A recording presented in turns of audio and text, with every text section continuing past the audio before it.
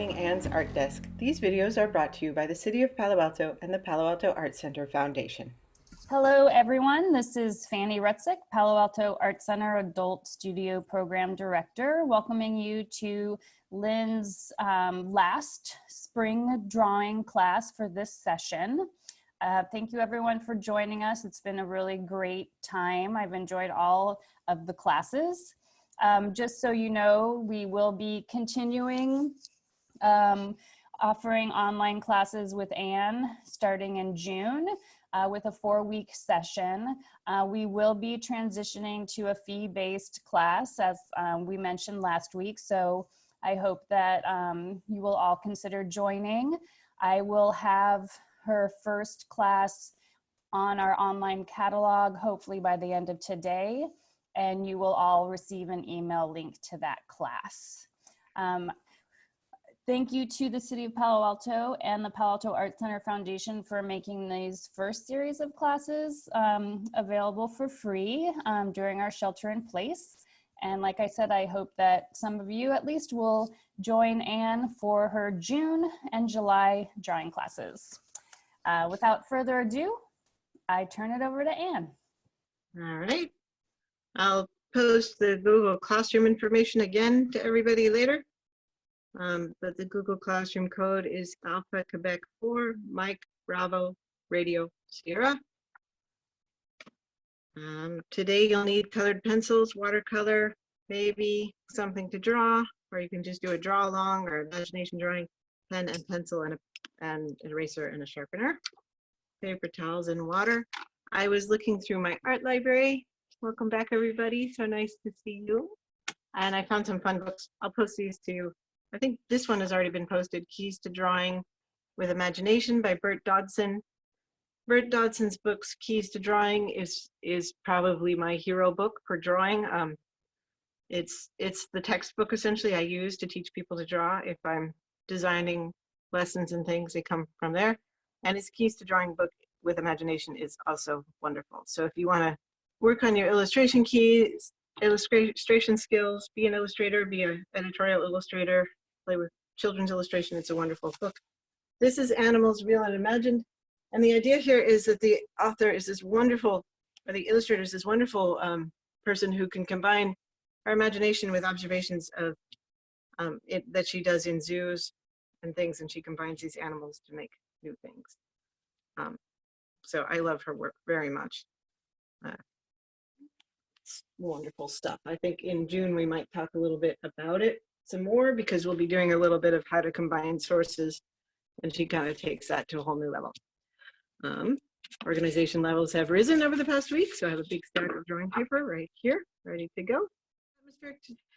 Atmospheric perspective is today's lesson, and atmospheric perspective is a little bit different from linear perspective, and that it's not really talking about all this stuff we did last week, like vanishing points, railroad tracks, spacing, measuring. If that tree were in the foreground, it would be like 500 feet tall, that kind of thing.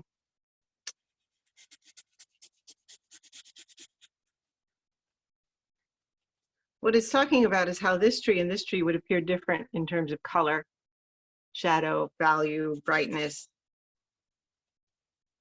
whether we'd even have a shadow back here, how its lines would differ, that kind of thing. So what we're working on today is how those color changes occur and how you relay that in your painting and in your nature drawing.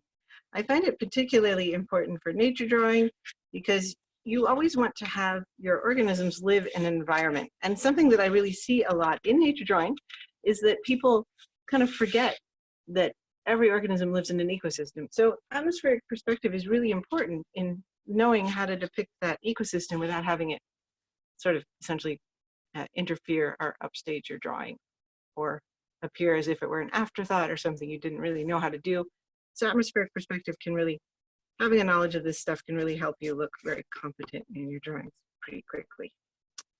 So atmospheric perspective, I'm going to talk for a minute and then we're going to do.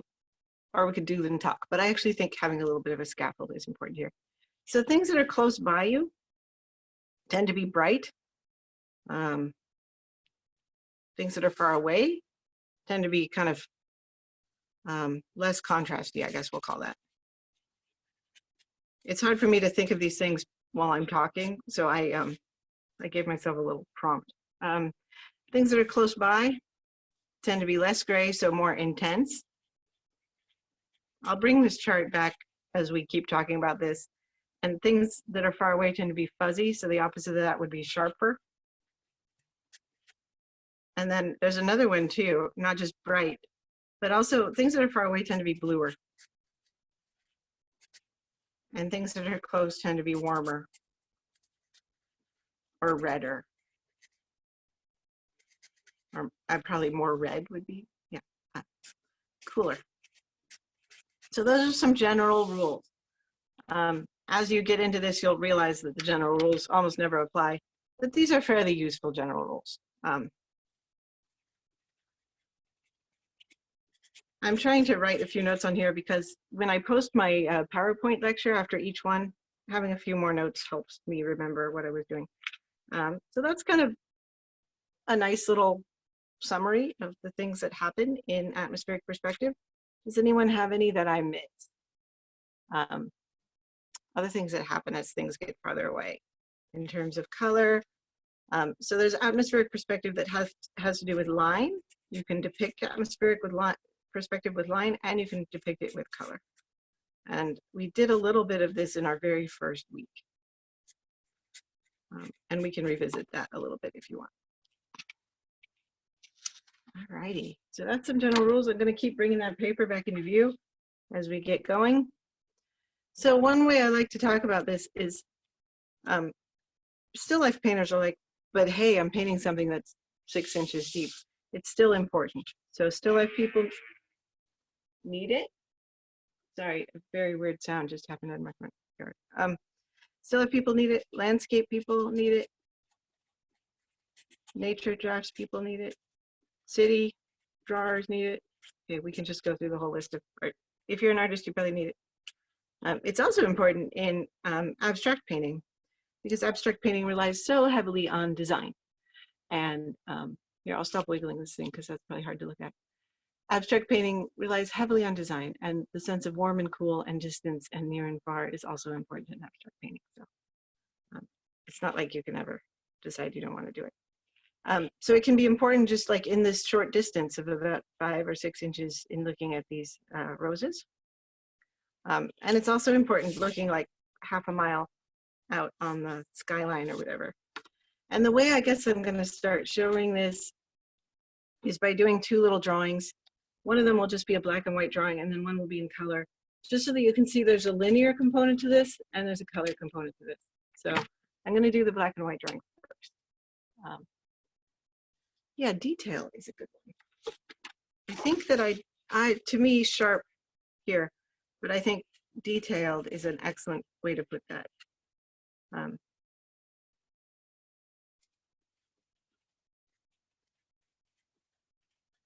Okay, to me, sharp and fuzzy encompasses detail, but maybe that's paint speak inside my head. Here we go. So 2 little drawings / paintings.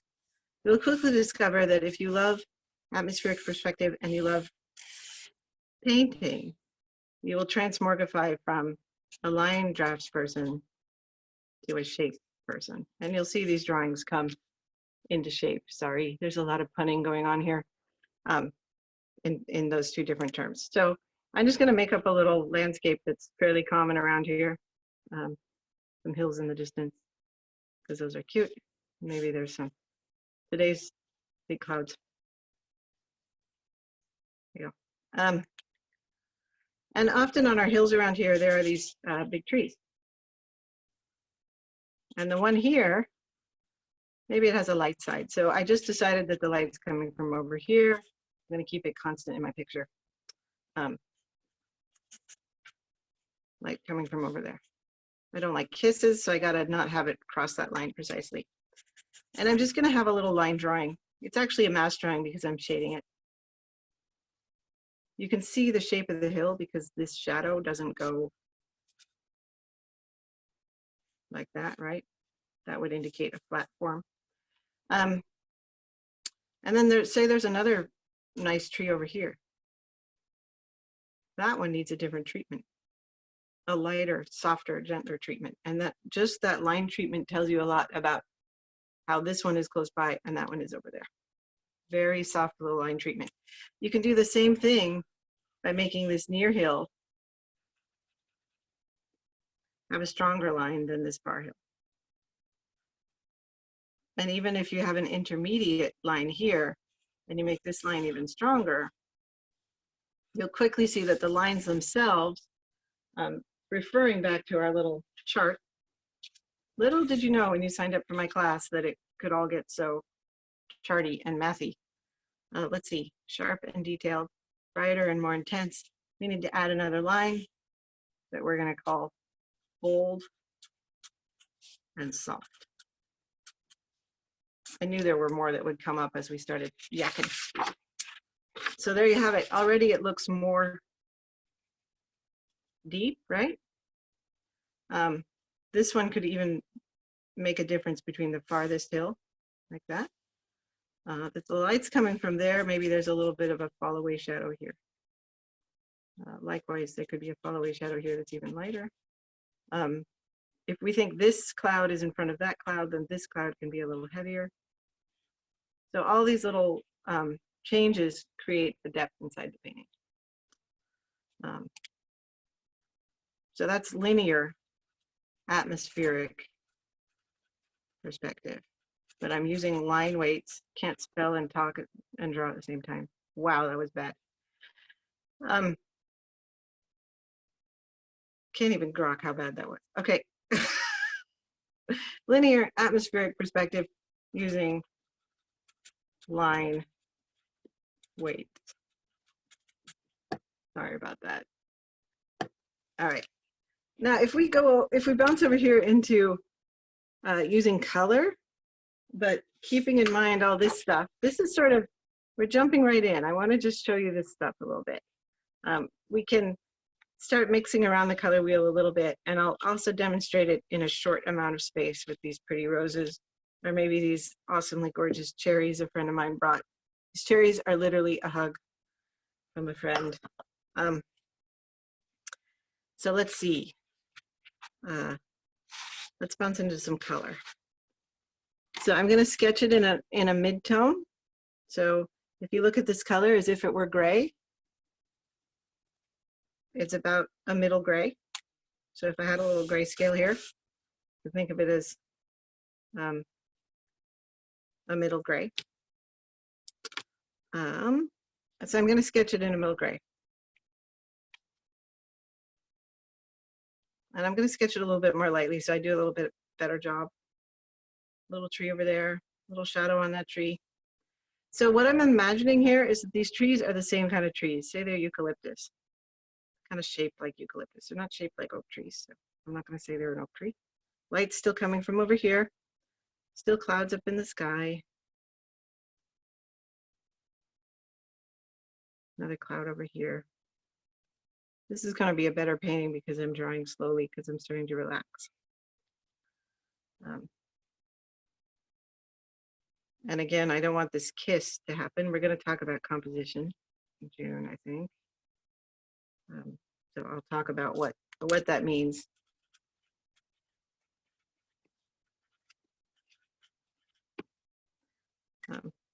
Essentially, you don't want here. So if there's a tree here, you don't want the mountain to stop right here. You don't want this to happen. You want this scenario, or you want this scenario, where they either overlap or they don't. All right. Near bright, sharp, warm red, detail gray, fuzzy blue. Cool, cool. Here we go. Here are all the notes again. I wonder if I can have both on camera at once. How's that? I tend to start drawing off the picture pretty quickly. There we go. Yeah, cool. Now we can have it all together.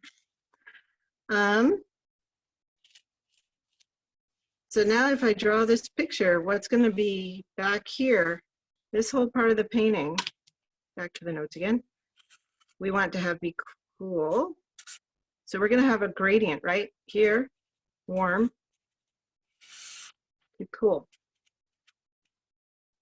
But as we get into the foreground of the sky, maybe right in here, there'll be some warmth in the clouds that are closer. Does that make sense? And you can essentially think this column here in the foreground, maybe we'll just do this. Look at this. We're going to call this A and this B. And essentially, what you need to do is go A to B. Actually, maybe it's more like this in any classic landscape, because the farthest away stuff is here on the horizon. And then the sky actually curves up over you again. Okay, to the drawing, because I realize I've done a lot of fiddling inside the square that you probably can't see very well. So seeing as I'd like to just sort of stay on track with my instruction, let me just pull out a few colored pencils that I've used with you before. So the same 6 for the colored pencil exercises that we've done. So I was using a warm yellow and a cool yellow, a bright red and a dark red, and a light blue and a dark blue. So let's just stick with our plans and hope that that blue has not gone walking someplace. Guess that's going to be our light blue, even though I wish I had a different one, but I don't know where it is. Any questions so far? Here's a light blue. Okay, here. 1, 2, 3, 4, 5, 6. So I have 2 of each. That one goes over there. I'm going to paint this little painting using these rules as quickly as I possibly can. So in the foreground, we're going to have lots of warm colors. Don't worry, things will get mixed. And when you're shape painting, see how it doesn't matter whether it's light or dark or shadow or whatever? I'm just shape painting. It doesn't matter to me whether I'm painting the shadow or the light. I just want it all to work out in the end. I probably want it to be a little bit more green, especially on the light sides. So see, when I add a coating of yellow, the whole thing splashes over into green. So also notice that I used all my darkish colors over here. I also think it should look a little bit more tree-like, so I'm going to make it more branchy, more eucalyptus-y. Light side. So nice warm colors, warm darks, warm hillside because of where we live. So I'm sort of imagining we're a month or 2 ahead, rolling over into the fall season. We're still kind of green right now, which is lovely, but I'm thinking sunny hillside. So there's my foreground. Look how hot it is. I may be exaggerating for effect.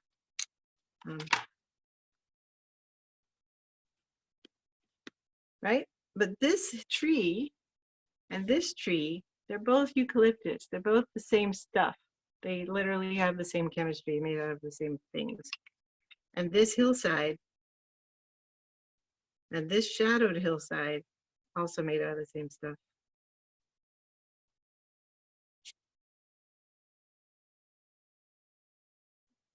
So I want this color here in the sunny hillside over here and here in the sunny hillside over here. I want them to have an awful lot to do with them, with each other. So near hillside and far hillside are made out of the same thing. So maybe the shadow over here is bluer. So bluer, warmer. Right now I'm kind of working with this and this. Whoops. This is something I started doing when I was very small.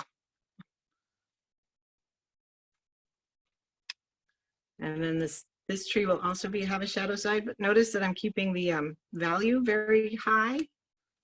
That's so I don't overblow it. I feel like I overblew it a little bit over here. And then I need a light yellow here. But then it doesn't differentiate between this and this very well.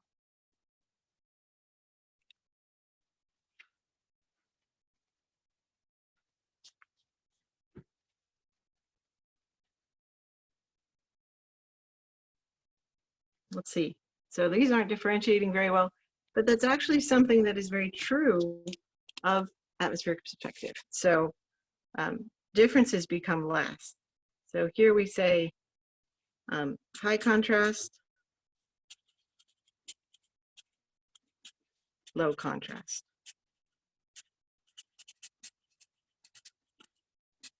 So we just added another thing to our little chart there.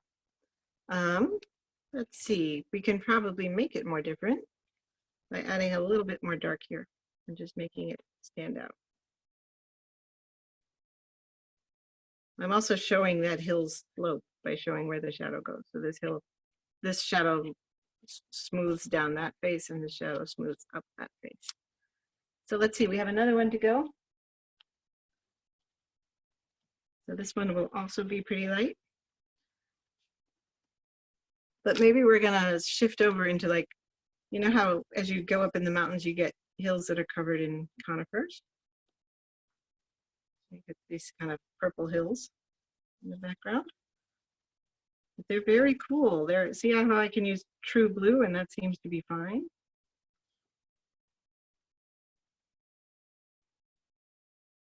The ones that are closer, I can layer over with a purple. And see how warming them brings them closer? Yeah, this is all working out just fine. Warmer, bluer. Leaving some of them just plain blue tells a story that some of them are farther away.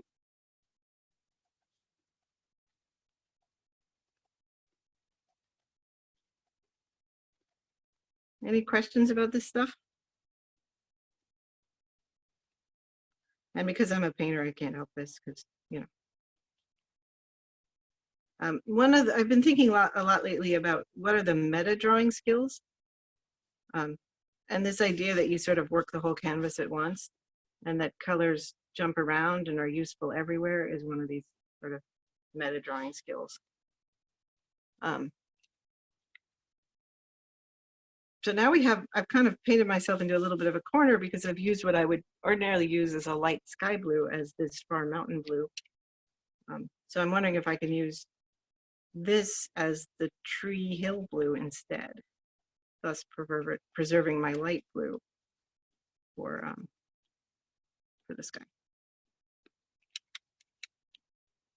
This is something that happens when you paint with only 6 colors that don't mix very well. You have to sort of get a little tiny bit creative. I'm okay with that though. This is also something that you learn from pastel painting, where you may not have the exact right color you need, so you just use what you have. And you'll notice that if you wanted to bring this cloud a little bit forward, if you warm it just a smidge with the yellow, it jumps forward. Also back to, where were we? Warmer, redder versus bluer, cooler. All right. So there you go, a little tiny linear depiction of space, atmospheric perspective space, and color depiction of atmospheric perspective space. Any questions about that?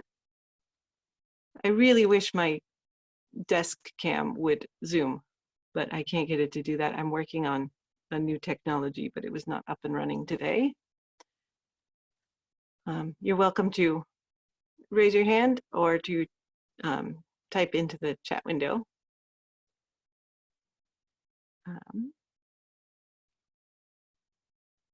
All right, let's see. Let me take one last look at this and see if there's anything else I want to do to it.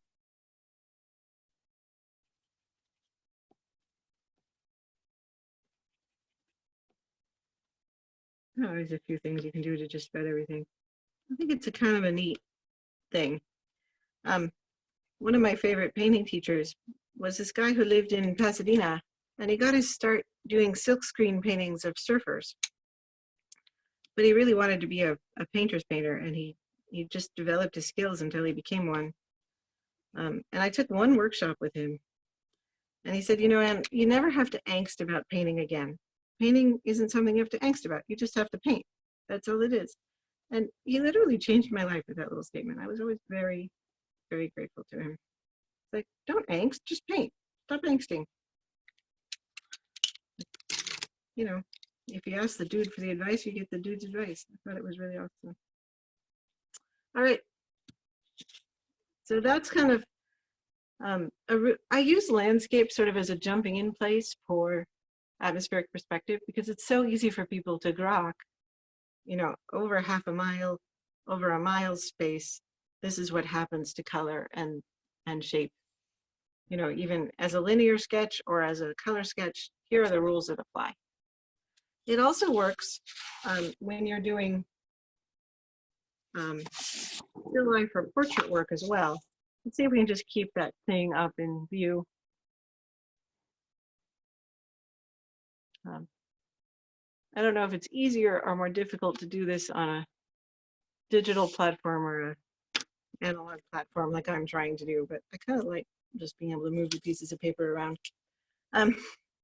So I think I love this one because it has so many beautiful flowers, but I think just for the interest of kind of getting on with our lives, I may use this one or this one because we're going to get bogged down in that many flowers. I also have this one. And I want something where you'll get to see the distance, where I can set it up so that you get to look at it through the desk cam and I get to draw it as you see it. And I kind of like the idea of doing this sort of quick linear study, but these are too small. Here, let's do it larger.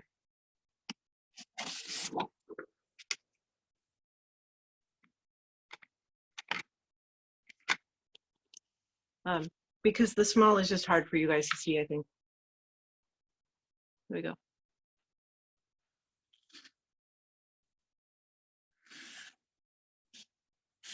Is that better? And then I'm just going to draw straight ahead in my pencils, sticking to my 6, so that it's all good. 1, 2, 3, 4, 5, 6. I still have them. So I'm going to do a pen sketch with this so that you guys can see that happening. Just so that we once again have the linear and the shape thing. And then shape drawing. With the understanding that shape drawing, i.e., is painting.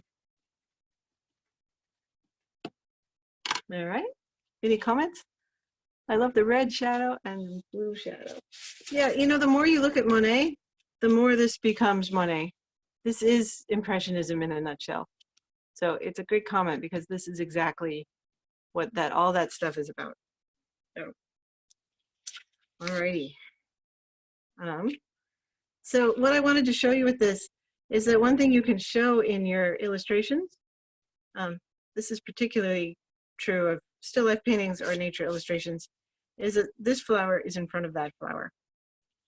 Or this leaf is in front of that leaf. And we did this week 1. But as your skills improve, it's always nice to revisit things that you might consider basic because your understanding of them and the improvements you can make will leap forward again to the same inside the same topic. I'm just looking for a fairly useful item here.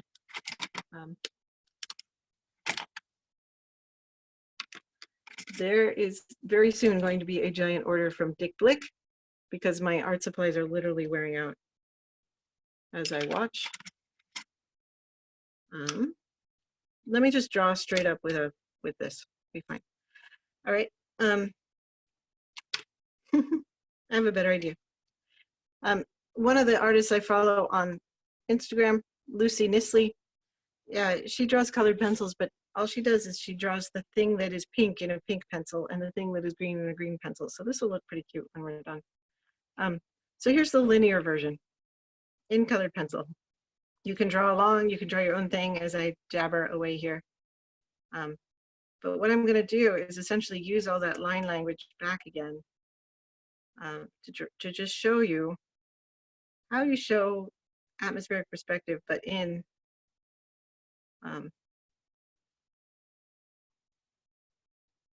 line. You can hear my voice stutter to a stop as I begin to draw.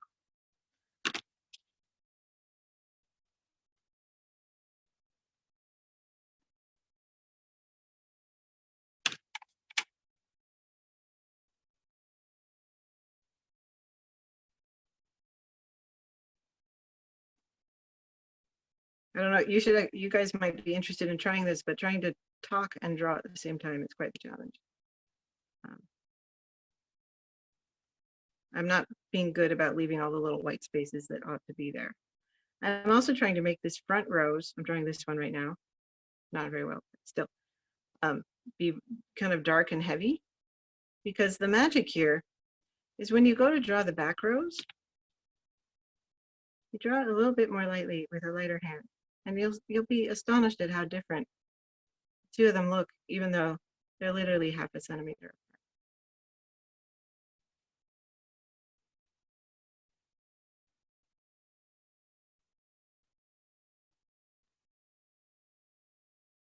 So this one looks farther away than this one, simply because we followed the detailed, sharp, less focused, fuzzy rules. We can continue that, and just for the purposes of this lesson, and because I don't want to color mix on screen while trying to line draw at the same time, I'm going to do that with green pencils. I'll color mix when I get over here. It's more fun that way anyway. And it has a kind of a nicer result. So I'm being good about leaving my white spaces. Over here, I'll probably go back in and make these lines thicker and darker.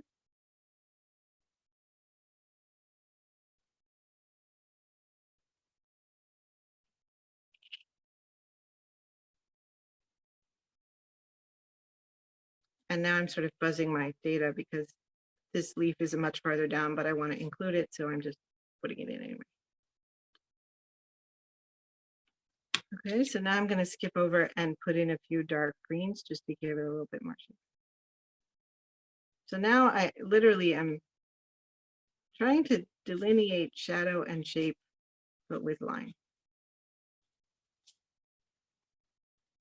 And I'm trying to show that this one is closer using detailed, fuzzy, sharp, intense, bright, redder, warmer, that kind of differentiation.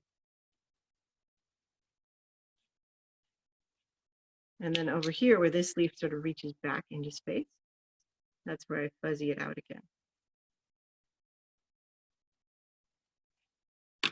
Okay. Can likewise do that with up here where this leaf is a little bit in front of the others. So I can make even this flower have a little bit of shape inside of it. If you really want to push your luck, you can also just do something like this where you shade in the near flower just a little bit to give it a little extra oomph. Likewise with something like this, this. You'll see how just a little bit brings it a little bit forward. You can keep playing with that kind of thing. And switching over from linear to shape, I would encourage you to do it with intention. It's very, very tempting. And it's something that happens very, very quickly. So here we're going to go into shape painting and try the same effect, but without the lines, more with shape. So let's see. When I'm shape drawing, I'm sort of free, right? I'm free from the lines.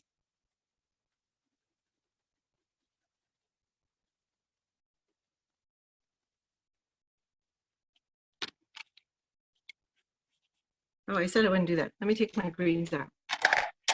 Sorry for the terrible noise.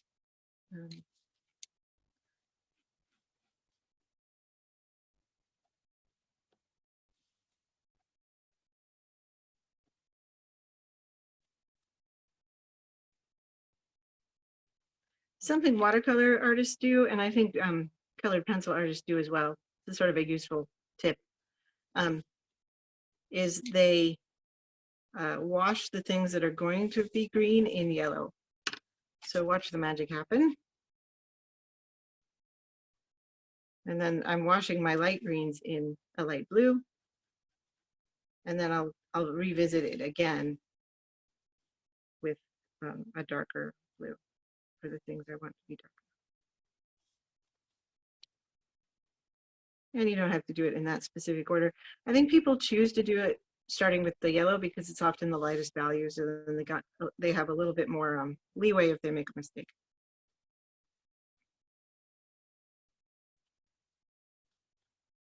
So then if I wash this far flower in a little bit of blue, I already do a lot for pushing it back. And I wash the near flower in a little bit of red, I do a lot for pulling it forward.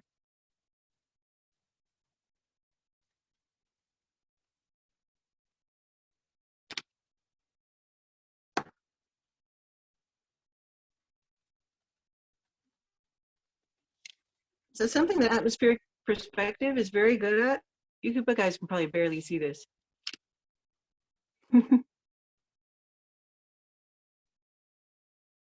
Let's see if it's working. Just want to check that everything's running right here. You guys can barely see this, so let me bring it up to intensity. Here we go, intensity levels rising.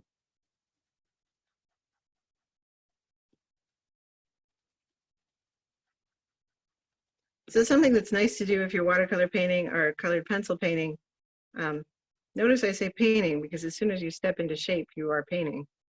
Doesn't matter what you're working in. I'm just bringing it all up to sort of higher intensity. In part because I want you to be able to see it, even though you're on the other side of the interwebs. The centers are a little yellower. And then the background is bluer and softer, but not that much softer. Including there's some of that pretty bright red in there.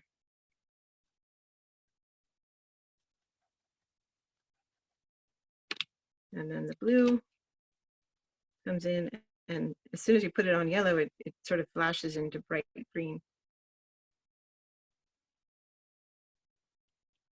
And this little sort of leftover anther stamen complex is actually kind of brown.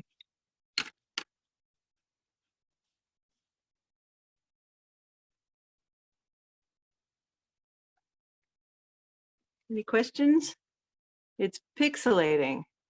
Oh dear. That was the tech issue I was trying to fix today.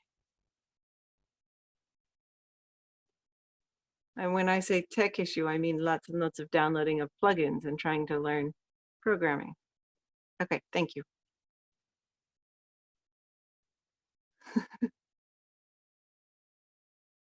Great. Nice to have some feedback on that one. So continuing onward. So here's the blue without any yellow. So I'm going to have to go in and put in a little yellow. I like how roses are serrated, so I put that in. So if you want to bounce this into, say you want this to become an illustration, right now it's a color sketch, it's a color study. So a linear perspective color study and a shape painting color study. You can certainly sharpen it up with pen and ink.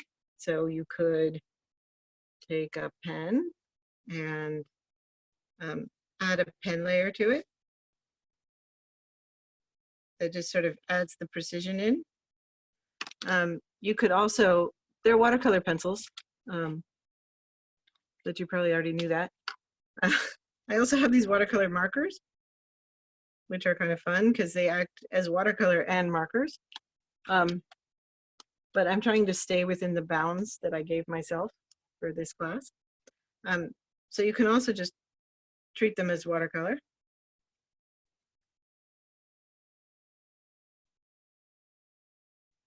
And sort of something I often do is just solvate the bits that I really love.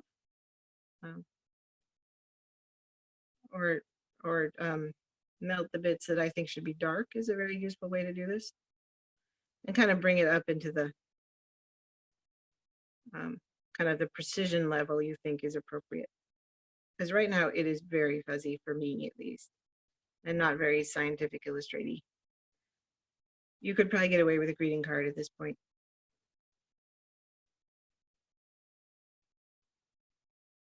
Not to disc greeting cards.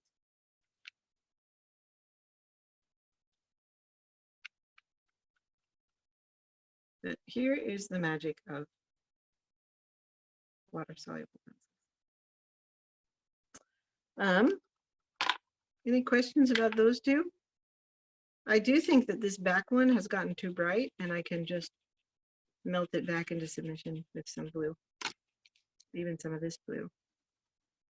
The other thing you can do with watercolors, I'm going to put this down because I need my other hand, is if they're wet and you've made a mistake where something like this has happened and it's just too bright. I think that happened when I melted the watercolor. You can actually blob it back up. You want to be careful to blob once because otherwise you become a printmaker. For instance, I just printed, well, it's not printing, but you can become a printmaker and just mark up your whole painting, which is also not the idea. So that's kind of two ways to do this. If you wanted to, say, imply that there are more roses in this ecosystem, say you wanted to build the ecosystem around this picture, you can certainly do that. Like you could put a very faint rose back here. And another one here. And there could be a little bud right here. Maybe another one right here. And then just for speed's sake, you can likewise just kind of populate a rose bush. Because this is really how roses grow. If you wanted to show this rose growing in its natural habitat, you would probably have to do something like this. Now it's sort of looking like a piece of artwork. I was getting discouraged there for a minute.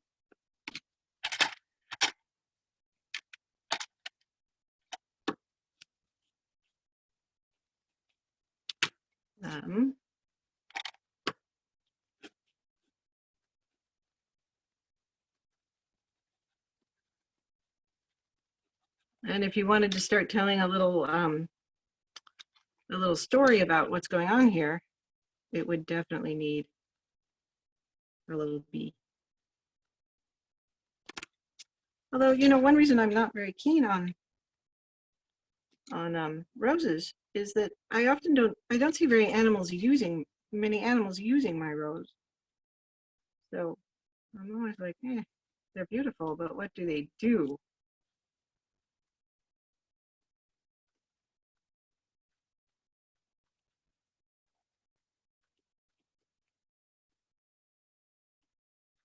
Okay. Let's see, what else can I tell you about that? Any questions about that so far? Yes, you will need a Google account to open your classroom. Let's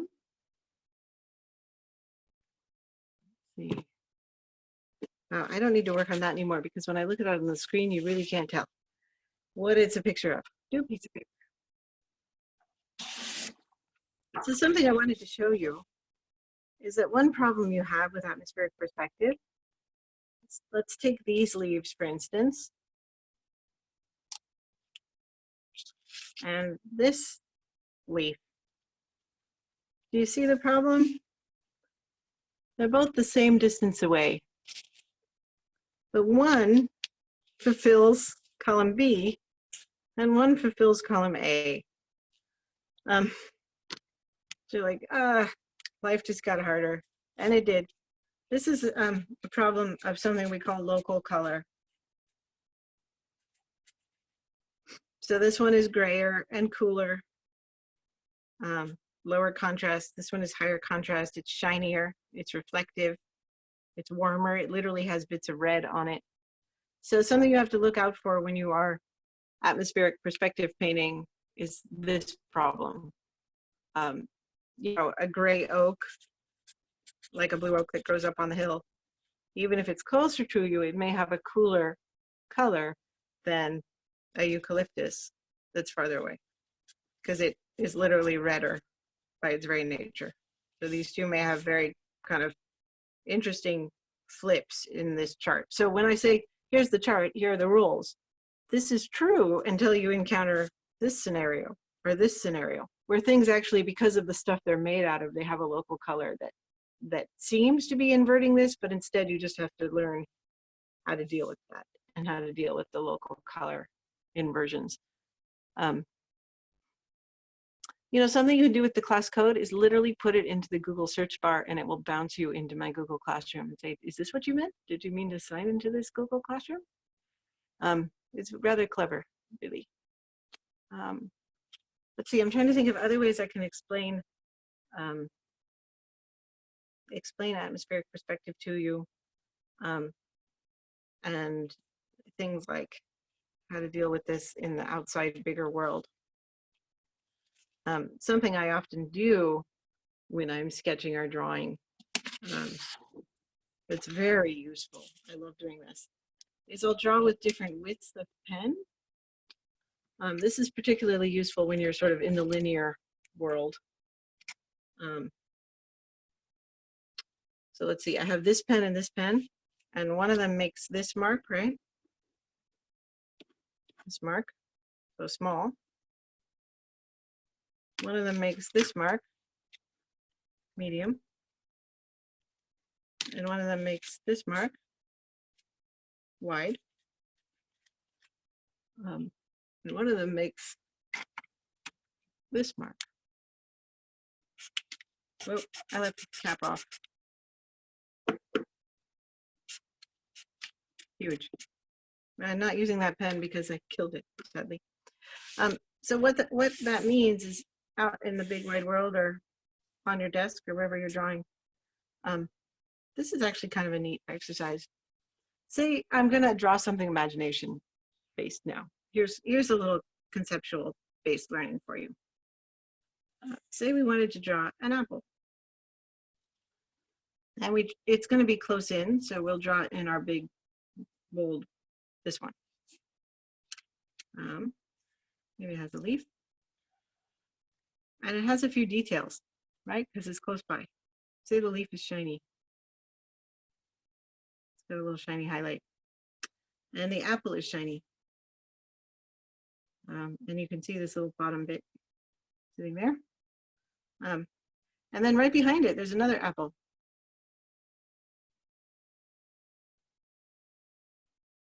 But it doesn't have as many details. And maybe maybe for the stem, it's a little bit further away. And maybe we only see the midline. Maybe we see a little bit of this. Right? So 1, 2. You can already tell. So you're making two assumptions here, right? You're making an assumption that these apples, they're the same size.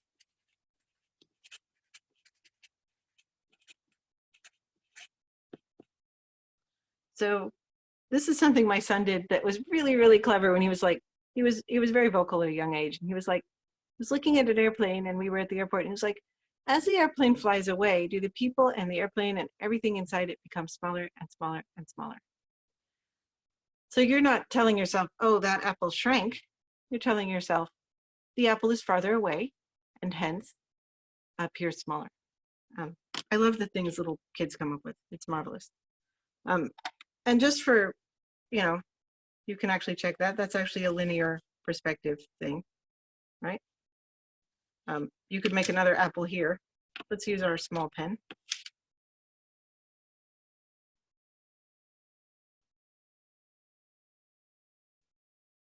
Like that. And it would be in linear perspective. So there's that, and they're also overlapping. So we're referring back to that line language stuff we talked about earlier. And if you really wanted to, you could emphasize this by showing that this one is closer. So you have this like different ways to show depth. You're using linear perspective, you're using a little atmospheric line perspective. You're overlapping them, which tells the viewer, hey, this one's over there. So there's sort of an imagination thing going on here, but you can also layer that over with something like this. So when I'm drawing, this is another sort of meta drawing skill. I think of my different approaches as essentially Photoshop layers, or if you're not a Photoshop-y sort of a person or a computery sort of person, think of like an old overhead that had transparencies. This is how I learned geometry when I was a kid. My math teacher had transparencies and he would just have them all prepped, and then the problem we were working on would just continue from one to another.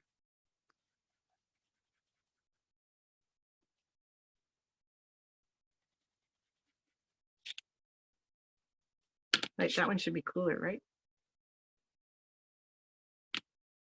So you see, as I'm going back, I'm putting less and less detail in. And then I'm developing the one in the foreground essentially more.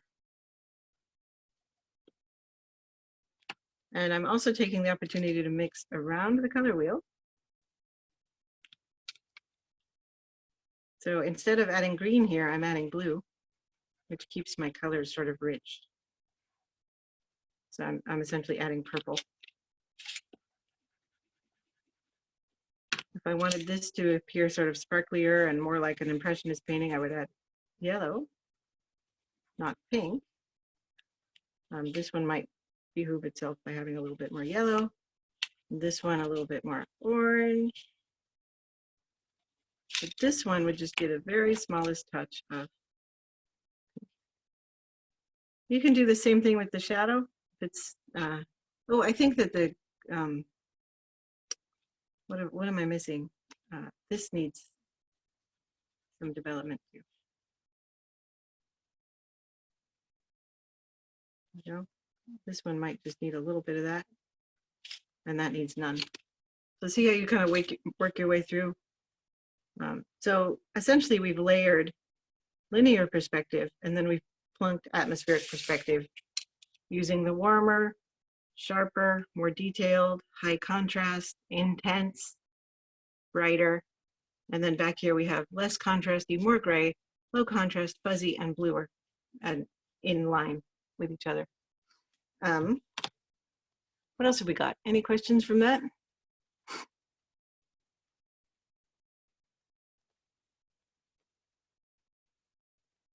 Yeah, atmospheric perspective is on steroids. You're right. Roses do have a beautiful use. I have come around to them, actually. When I first moved here, I had a lot in my garden. I was like, yeah, I don't know about all the roses. It seemed to take a lot.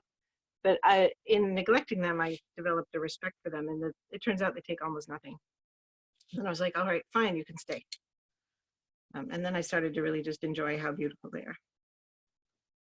The same is true for the shadows that the roses cast, or that the apples cast. I think their shadows should be a richer, more beautiful color. Something I always tell my painting students is that the color the object casts has nothing to do with the color of the object, nothing to do with the local color of the object, and everything to do with the color of the light. The screen keeps getting in my way. I'm taking it out.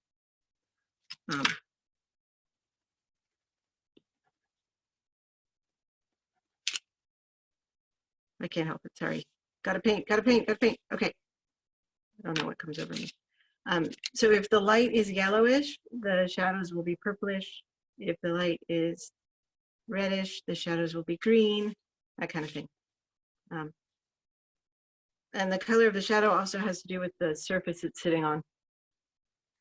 So if the surface is a light blue, the shadow will be a dark blue, that kind of thing. So it's a combination of the local color of the surface and the color of the light.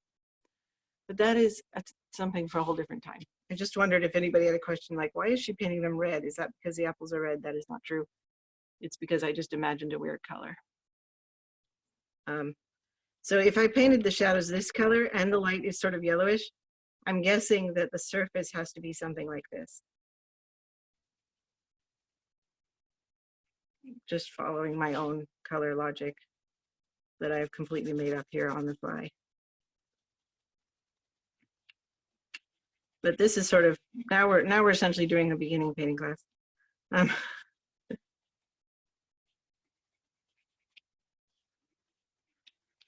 If I change the color of the shadows, I'd also have to change the color of the table in the light. They're paired. So there you have it. Any other questions about all of that stuff?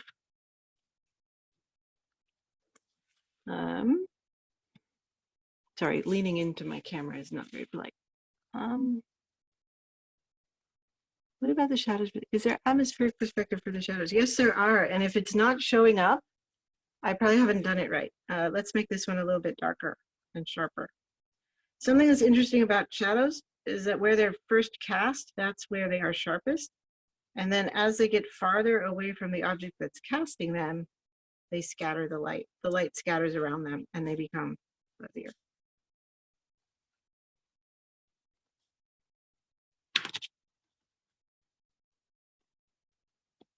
I may just be running into the limits of my medium and my paper. This paper is full, it won't take any more. This one should probably be a little lighter, but I can't fix it now because I don't really have a white to imbue it with. Although that light blue would do it right here. Oh, that's kind of nice.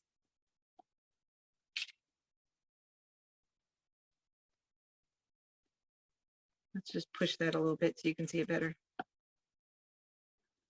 How's that? I'll post them all on Google Classroom so that you can see them. If anybody is having so much trouble with Google Classroom, they have given up, but they are disappointed they can't participate in the class lecture notes, send me a private email. I'll send you a copy of the PowerPoint presentation from today. You will have to have a Google account to sign into the Google Classroom. I'm sorry for it, that's just the way it works. Any other questions? We're getting close to the line. Fanny, if you want to just open the line up for people to speak up, they're welcome to do that. Oh, and you know what we should do is I wanted to tell you a little bit about June classes because things are going to change up a little bit for June. I wrote up a couple notes. I just wanted to leave the chat line open just for a minute more on this topic. Anybody have more questions or comments to make about roses and apples and atmospheric perspective?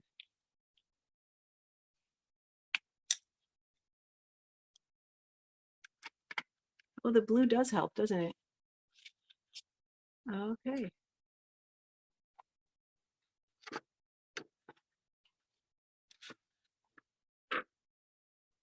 All right. So in June and July, classes, I wrote up just a little page so you can read it. Classes will extend a few more minutes to an hour and 15 minutes. With 50 minutes of this kind of lecture where I sort of focus on a topic, I try to keep the topics independent from one another so that if you miss class, you can just pick up where you left off. Or you can look at the notes on the Google Classroom and catch up that way. I'm hoping to improve my technology kit. Things are looking good for that, including the problem where if I put my hand here, it focuses on my knuckle and then the page is not in focus. I almost solved that and I hoped to be live today, but I also think next time it will be live. I think it will be live tomorrow. And then we'll have 50 minutes of lecture, 25 minutes of discussion, and the discussion will include feedback. I will ask people to be brave and submit pictures and artworks to discuss as a group. It is enormously difficult. Let me just demonstrate to this. When somebody holds up a picture to their webcam, like this, and says, what do you think? It's enormously difficult for us to look at that. So that is difficult. So what I would like people to do is submit things in advance. I think the first lesson due June 1st, I will post it when you sign up, and so that we'll have something to start off with. I'll also be happy to do sort of impromptu drawing lessons. If somebody says, I want to learn to draw this, we'll just fiddle around with that and see what we can do. And you may want to add, or I can add, hi, this is Fanny. The classes that Anne will be teaching in June and July will be interactive. So everyone will have audio and video. It won't be a webinar like this. Yeah, so the format will change. It'll be 20 people. So we'll just have the line open during the lecture. And then during the 25 minutes of discussion, it'll just be give and take, very informal sort of chatty system. So it'll feel less alone. I feel alone talking to my camera, and I'm sure you also feel that way as well. So it'll be more inclusive and much sort of friendlier. Let's see if there was anything else on that note that I didn't touch on. Anything else you want to add to that? And Selma says, how about a painting class? okay, I'll get to that in just a sec.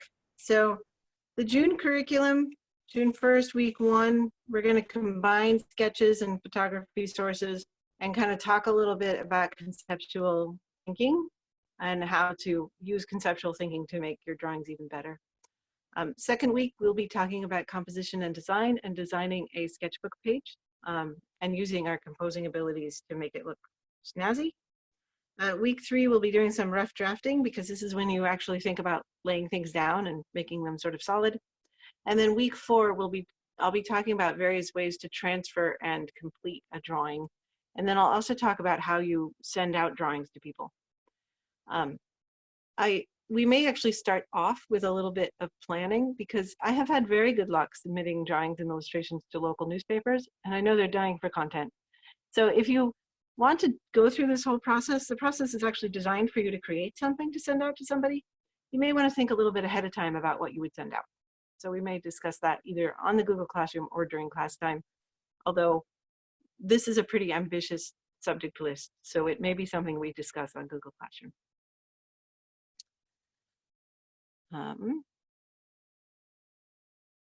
So that's the June curriculum. I didn't write out the July curriculum, but I have it up there in my head. The July curriculum is called Deep Dive into Watercolor, and it will be more color mixing exercises. Also just upping your skills in watercolor and how to handle the medium and working processes. Like how do you start and how do you finish a painting?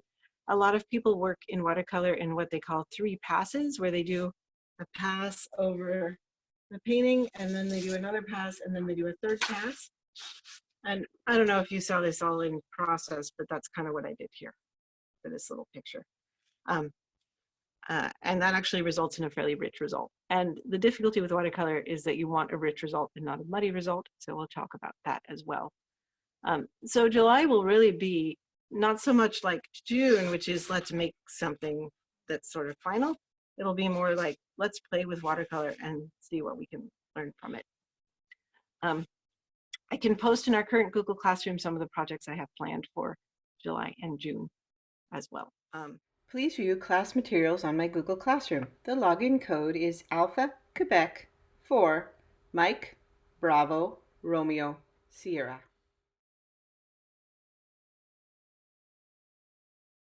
Thank you for joining Anne's Art Desk. These videos are brought to you by the City of Palo Alto and the Palo Alto Art Center Foundation.